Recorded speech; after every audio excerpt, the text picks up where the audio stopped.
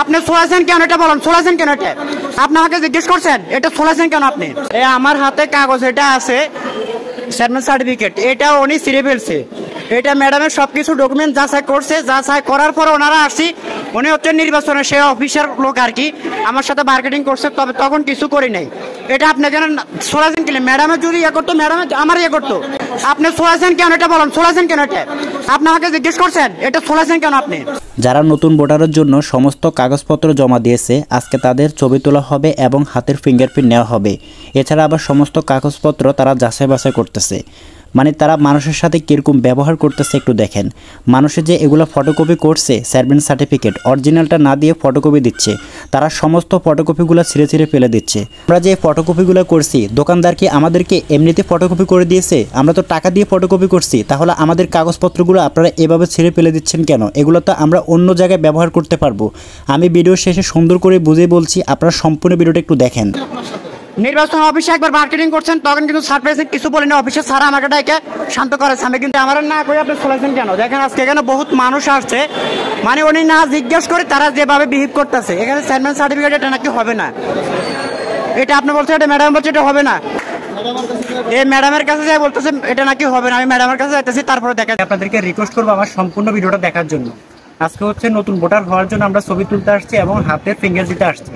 মানে নির্বাচন অফিসের কিছু লোক আছে, তারা মানুষকে মানুষ মনে করে না। এখানে আমার ভুলটা হয়েছে কি আমি সেটা আপনাদেরকে বলতেছি, জাস্ট সংক্ষেপে বলতেছি। এখানে চেয়ারম্যান সার্টিফিকেট যেটা আছে, আমি অরিজিনালটা না দিয়ে ফটোকপিটা তাকে দিছি, সে মানে টান দিয়ে সব ছিঁড়ে ফেলছে। ছিঁড়ে ফেলার বলতেছে, আমি তো এটা আপনার ছিঁড়ছেন, আমাকে তো অবশ্যই জানাবেন, এটা তো আমি অন্য কোনো জায়গাতে ইউজ করতে পারতাম। মানে সবার একটু ছিঁড়ে ফেলতেছে, কারণ তাদেরকে বলা উচিত আপনাদের এটা কাজে লাগবে না, আপনারা নতুন আরেকটা চেয়ারম্যান সার্টিফিকেট নিয়ে আসবেন, অরিজিনাল যেটা নিয়ে আসবেন ওইটা দিয়ে আপনাদের অবশ্যই দিতে হবে। সে না বলে সবকিছু ফটফট করে ছিঁড়ে ফেলতেছে। আমার পকেটে কাগজটা এখনো পর্যন্ত আছে, আমি এটা পকেটে রেখে দিয়েছি। মানে সবকিছু ছিঁড়ে ফেলতেছে তারা, এটা তো মানে বলা উচিত। আমরা যে ভোটার হচ্ছি কার জন্য হচ্ছি? আমাদের তো তেমন কাজে না আসে, ঠিক আছে আমাদের কাজে লাগবে, তবে আমরা নতুন সরকার গঠন করার জন্য, নতুন সরকারকে নির্বাচন করার জন্য আমরা এখানে ইয়ে করতেছি। কিন্তু তারা যে সমস্ত কাজে মানে কাজে কিছু কিছু মানুষ দিয়ে রাখছে যেগুলো অযোগ্য, মানে মানুষের সাথে ব্যবহার ঠিক মতন করতে পারে না।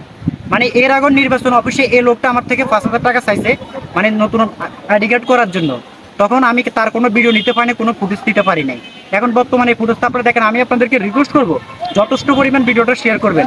আর আমার নোয়াখালীর মানে যারা আছেন, আমাদের নোয়াখালী সদরের ভিতরে যারা উচ্চ লেভেলে বা মানে এই পর্যায়ে যারা আছেন, অবশ্যই আপনারা একটু যাচাই বাছাই করবেন। তারা মানুষের সাথে কিন্তু মানুষ মনে ব্যবহার করে না। দেখেন আমার কাগজটা কি করছে তারা, দেখছেন মানে টান দিয়ে সে ছিঁড়ে ফেলছে। ঠিক আছে বলতে পারতো, ভাই তোমার কাগজ এটা হবে না, তুমি চেয়ারম্যান থেকে অরিজিনালটা নিয়ে আসো।